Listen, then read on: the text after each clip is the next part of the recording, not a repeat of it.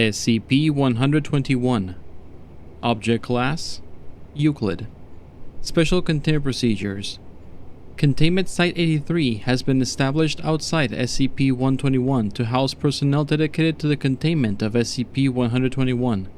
The perimeter of SCP-121 is to remain fenced off from the surrounding area, with guards stationed along the perimeter at all times. Guards are to don local military uniforms and remain heavily armed at all times. Rotation of guards is to occur every 4 hours. The surrounding population is to remain informed that SCP-121 is quarantined due to persisting hazardous material. Warning signs are to be placed 75, 50, and 25 kilometers out along roads leading to SCP-121 to deter trespassers. Civilians who approach the perimeter of SCP-121 are to be reminded of quarantine and forced to depart. Those who resist are to be detained for questioning. In the event that approaching civilians witness an active instance of SCP-121-1 or -2, Class A amnestics are to be administered. Any meteorological data regarding SCP-121's anomalous effects is to be censored, and SCP-121 has been labeled a no-flight zone to prevent knowledge of SCP-121-1 and -2. Site Task Force Iota-71, Homewreckers, has been established and permanently assigned to Containment Site-83 in response to the threat of SCP-121-2. They are to escort researchers interested in studying non-hostile instances of SCP-121-2, as well as neutralize any instances that have grown to potentially lethal sizes. In the event of an attempted containment breach, Iota-71 is to assist perimeter guards in the neutralization of the instance of SCP-121-2. Any buildings within SCP-121 that develop into SCP-121-1 are to be recorded and monitored at all times for transition into SCP-121-2. Instances of SCP-121-2 that become inertly hostile upon transmission are to be neutralized. However, passive instances may continue to dwell within the perimeter of SCP-121 for research purposes until they've grown to a size too dangerous to contain or become hostile, at which point they are to be neutralized. Description: SCP-121 is the region of land occupied by the former town of Redacted, Colorado.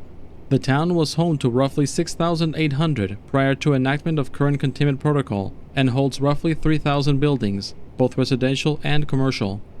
Clouds above SCP-121 appear incapable of entering an area roughly 12 kilometers in diameter, instead passing around the area. It is speculated this is related to SCP-121's range of effect, but it is not known how at this time. Buildings in SCP-121 will sporadically detach from any foundations and ascend into the air.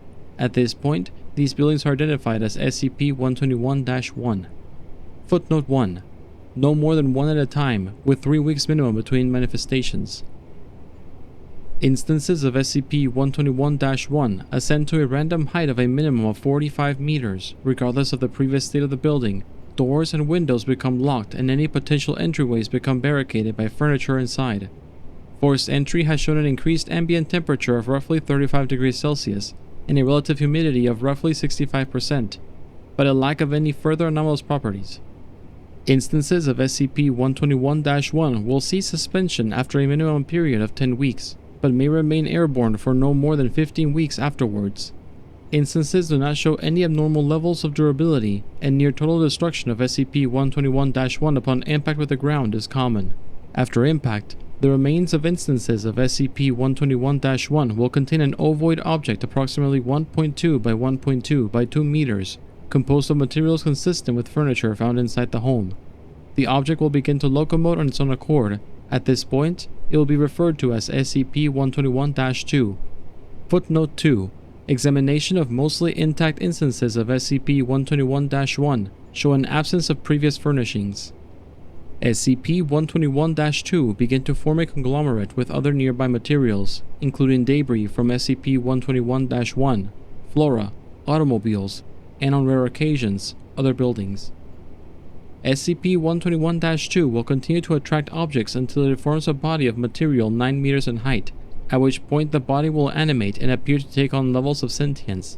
SCP-121-2 may, at this point, begin to simulate ingesting other material to continue growing at a considerably slower rate. Ingestion appears to be for the sole purpose of continued growth, as instances have gone prolonged periods of time without material. Certain items have been known to attach to SCP-121-2 instantaneously, despite size and the lack of simulated ingestion. Instances of SCP-121-2 normally resemble animals capable of locomotion on land, but have been known to take on humanoid forms and forms that do not resemble any known animal. They are primarily docile and normally do not display hostility towards personnel unless provoked. However, SCP-121-2 instances have been known to form with innate aggressiveness and territorial behavior. This behavior has also been observed to develop following the accumulation of certain items, including firearms, bladed weapons, and in one example, a taxidermy head of a bear. SCP-121 came into the attention of the Foundation when local authorities were flooded with reports of a previously abandoned residence suddenly flying into the sky. The town was evacuated under the guise of a hazardous material spill, and the residence was observed. Once the instance of SCP-121-1 transitioned into SCP-121-2, SCP-121-2 was quickly neutralized. Following the neutralization, another instance of SCP-121-1 developed, and the town was permanently evacuated and contained. Footnote 3. This is the only occasion on which the creation of SCP-121-1 has so closely followed the creation of an instance of SCP-121-2.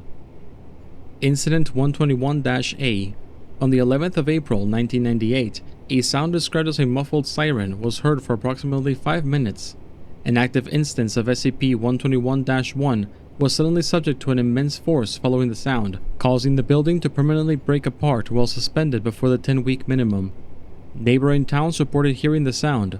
Local press were informed quarantine staff were being evacuated due to a temporary elevation in toxic levels. The cause of the sound is currently unknown. Further research is recommended. 3 weeks following the sound and the destruction of SCP-121-1, the remains finally fell to the ground. Inside the rubble were the remnants of an ovoid object found in SCP-121-2, along with traces of aluminum slag. Incident 121-B. On the 5th of September 2012, a 1991 Dodge Caravan was found suspended 53 meters into the air. Internal surveillance at this time impossible, due to the windows being obscured by what appears to be wool cloth. Further observation of the vehicle is recommended.